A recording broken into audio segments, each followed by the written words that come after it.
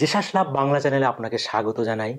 এই চ্যানেলে আমরা ঈশ্বরের বাক্যকে সহজভাবে ব্যাখ্যা করি, যাতে আপনি তা বুঝতে পারেন, হৃদয়ে ধারণ করতে পারেন আর জীবনের কাজে লাগাতে পারেন।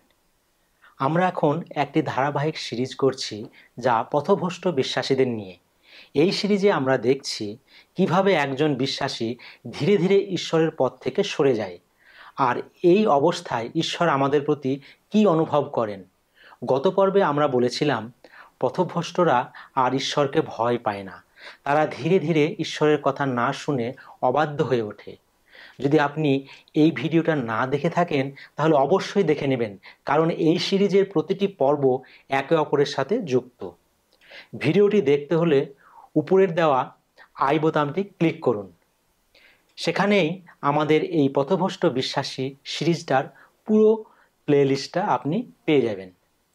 আজ আমরা আলোচনা করব আমাদের এই পথভ্রষ্ট বিশ্বাসী সিরিজের আরও দুইটি পয়েন্ট নিয়ে, পয়েন্ট 6 এবং পয়েন্ট 7। আসুন শুরু করি। পয়েন্ট নম্বর 6, পথভ্রষ্টরা ঈশ্বরের কথা শুনতে চায় না। হোসেয় 11 অধ্যায় 7 লেখা আছে, আমার প্রজাগণ আমা হইতে বিপদ গমনের দিকে ঝুঁকে, ঊর্ধ্ব দিকে আহত হইলে তাহারা কেহ উঠিতে স্বীকার করে না।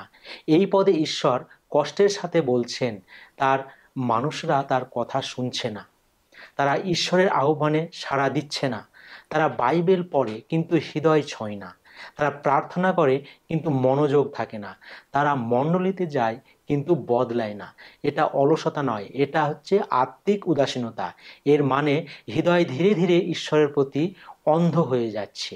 তারা অন্যদিকে মন দিচ্ছে, পাপের দিকে, দুনিয়ার মোহে, নিজের ইচ্ছায়। এই অবস্থা খুব বিপজ্জনক, কারণ একজন ঈশ্বরের কণ্ঠ তারা শুনতে চায় না।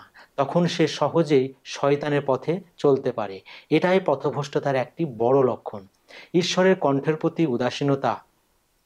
7 নম্বর পয়েন্ট, যারা ফিরে আসতে চায় না তারা পথভ্রষ্ট থেকেই যায়। যেসাইও তার 30 অধ্যায় 1 থেকে 2 লেখা আছে, বিদ্রোহী সন্তানগণ যাহারা মন্ত্রণা সাধন করে কিন্তু আমা হইতে নয়, তারা মিশরে যাইবার জন্য যাত্রা করে কিন্তু আমাকে জিজ্ঞাসা করে নাই। এই পদের মাধ্যমে ঈশ্বর বলছেন, পথভ্রষ্টরা ঈশ্বরের কাছ থেকে পরামর্শ চায় না। তারা নিজের সিদ্ধান্তই নিজেই নেয়। তারা দুনিয়ার উপায়ে চলে, ঈশ্বরের পথে নয়। এখানে মিশর মানে হলো পুরনো পাপের জীবন।